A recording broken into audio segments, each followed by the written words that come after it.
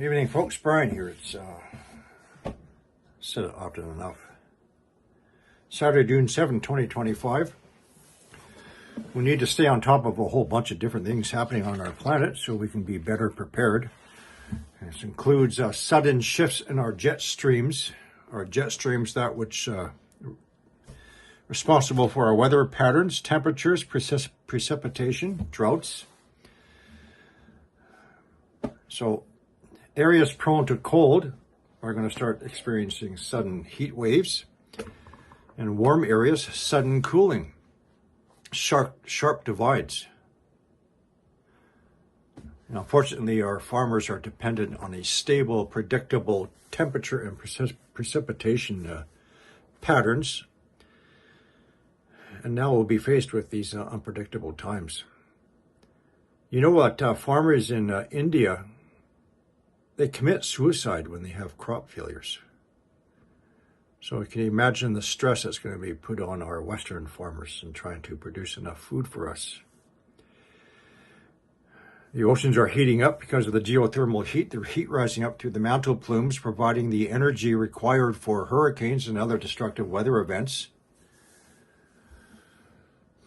and so forth. So I'm going to show you.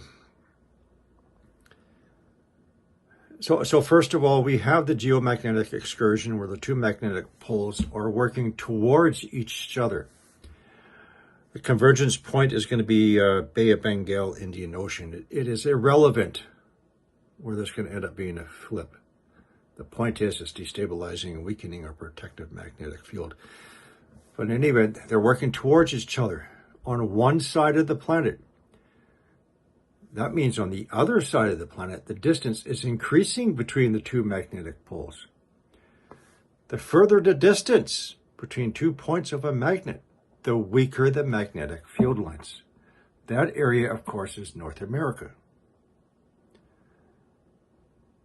where our jet streams are just completely going out of whack. So what I've done is I've taken the last 2 months and I did short clips every couple of days, about 4-second clips, and I spliced them together for you.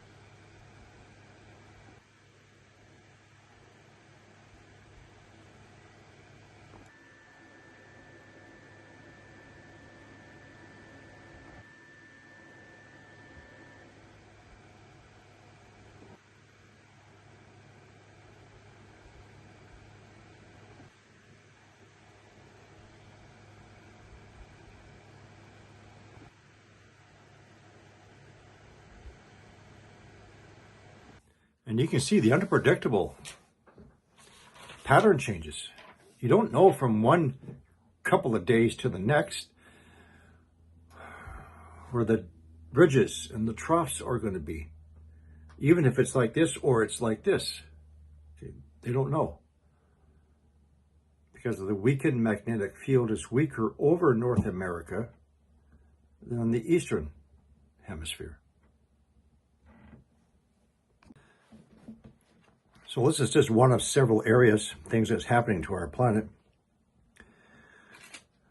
The ongoing geomagnetic excursion resulting in the weakening of our protective magnetic field, destabilizing the jet streams, that which is responsible for our weather and temperature and precipitation patterns. As I stated before, my idea that the planet is now developing a multipolar field. Weak areas over our planet We don't have to have geomagnetic instabilities. We do not need solar storms. We do not need CME impacts. We don't need accelerated solar winds. The background solar wind environment alone, penetrating through any weak areas, is going to be enough to cause some problems. Grid failures, communication failures, GPS failures, GNSS failures, ATC failures, radar failures, and so on. Never mind the penetration of the muons through the crust, earthquakes, volcanic eruptions, fires.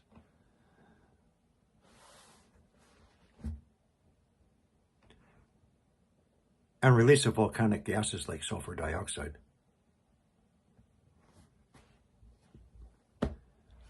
So I wanted to show you the jet streams over North America. And it has absolutely nothing to do with any manipulation by anybody. We can't do that. I've shown it multiple times. So once again, Earth's magnetic field is generated like a bar magnet. However, it's on an excursion. North is on an excursion, as is south, and they are drawing towards each other. This region here could be considered the Indian Ocean Bay of Bengal. Eastern Hemisphere, tighter, more connect magnetic field lines, more protection.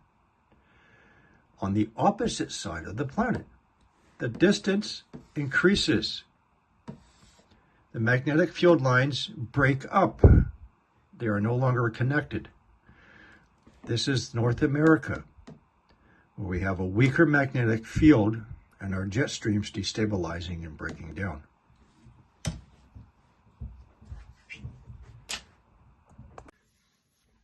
Another problem is going to be a failing of our infrastructure. So our infrastructure, which is designed for, say, a cold environment, is now going to be impacted by a hot environment. Infrastructure designed for a hot environment, like Texas, is not going to withstand sudden cold periods, for example. Infrastructure failures. Electricity, grid, gas lines, water lines, and so on. Housing construction. For example, housing construction in the southern United States. They don't need insulation for this and insulation for that. They don't need insulation for water pipes, for example. What happened in Texas a couple of years ago with the freezing and so forth. So a whole lot of things from impacting our farmers, our infrastructure, us humans, what we're used to. Those who are adapted and used to the warmer weather are going to get their behinds frozen off, and so on. So I just want to do a brief talk about our jet streams. Showed you some of the examples. Weatherman cannot predict accurate weather more than a couple of days out. I always check for the temperatures before growing my food. They're always going to change. They're always going to change. So I think this is going to be the last video for tonight, folks. As you were.